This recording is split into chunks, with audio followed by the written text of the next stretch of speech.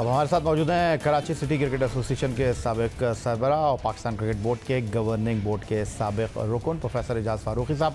खुशामदीद कहेंगे आपको एक बार फिर कराची में क्लब क्रिकेट के हवाले से। प्रोफेसर एजाज़ फारूकी साहब, आप सब पर बाजी ले गए हैं और गुज़िश्ता साल भी जब क्लब क्रिकेट की सरगर्मियाँ मुअत्तल थीं, आपने पाकिस्तान क्रिकेट बोर्ड की खुसूसी इजाज़त के साथ पहला ऑल कराची प्रोफेसर एजाज़ फारूकी क्रिकेट टूर्नामेंट का इनेकाद कराया और आपने इस साल भी अपनी इस रिवायत को बरकरार रखा है और ये टूर्नामेंट एक बार फिर मुनक्किद किया है। पिछली मरतबा आपने ऑल कराची प्रोफेसर एजाज़ फारूकी क्रिकेट टूर्नामेंट में लगभग 80 के करीब क्लब्स को मौका दिया था। इस बार आपने इसकी तादाद डबल कर दी है, इसकी कोई ख़ास वजह?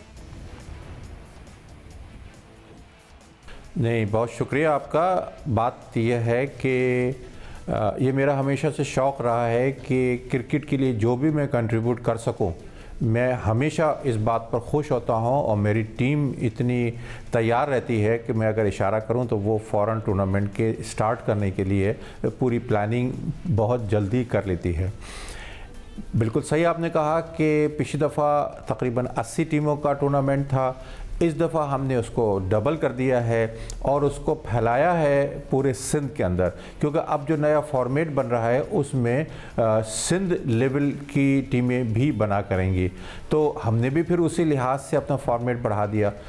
और सबसे बड़ी बात यह है कि टूर्नामेंट जब भी प्लेयर्स शौक़ से खेलते हैं उस टूर्नामेंट में कि वो टूर्नामेंट पीसीबी की तरफ से उसकी इजाज़त मिली हुई हो।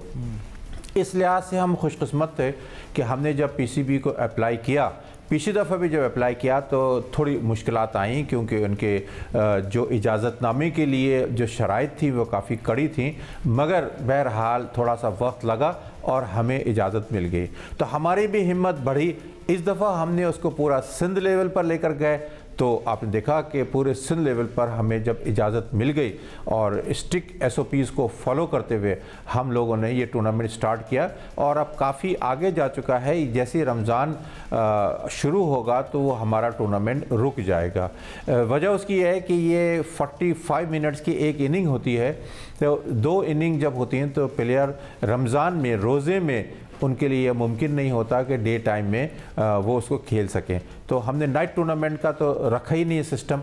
तो इस वजह से पूरे रमज़ान ये ऑफ रहेगा हमारा और रमज़ान के बाद फिर जो रिमेनिंग मैचेस हैं वो इंशाल्लाह कंप्लीट करा देंगे और हमारा इस तरह से ये टूर्नामेंट पूरा मुकम्मल हो जाएगा। फारूकी साहब, रमज़ानुल मुबारक तो शुरू हो चुका है और रमज़ानुल मुबारक के बाद आपका कितना दौरानिया और कितने मैचेस इस टूर्नामेंट के बाकी होंगे जो कि आपको रमज़ान के बाद मुनक्किद करवाने होंगे? तकरीबन समझ लिए कि हमारे आधे से ज़्यादा मैचेस तो हो जाएंगे रमज़ान से पहले, तो बाकी मैचेस जो हमारे बच जाएंगे वो फिर रमज़ान के बाद हम करा देंगे। तो इंशाल्लाह ये ज़्यादा 1.5 महीने के अंदर अंदर या ज़्यादा 2 महीने के अंदर अंदर ये पूरा टूर्नामेंट हमारा मुकम्मल हो जाएगा। हमें इसमें ये भी देखना होता है कि जब टूर्नामेंट चल रहा होता है तो उस दौरान में अक्सर जो टेस्ट प्लेयर्स हैं, जो इंटरनेशनल प्लेयर्स हैं, उनकी लिए भी हमें विंडो देखना होती है, तो वो पूरी प्लानिंग करना पड़ती है और फिर उसी हिसाब से हमें टूर्नामेंट को आगे लेके चलना होता है। और बहरहाल अल्लाह का बड़ा करम है कि वो बड़ा स्मूथ ये चल रहा है टूर्नामेंट, अभी तक किसी किस्म की इस टूर्नामेंट में रुकावट नहीं आई है।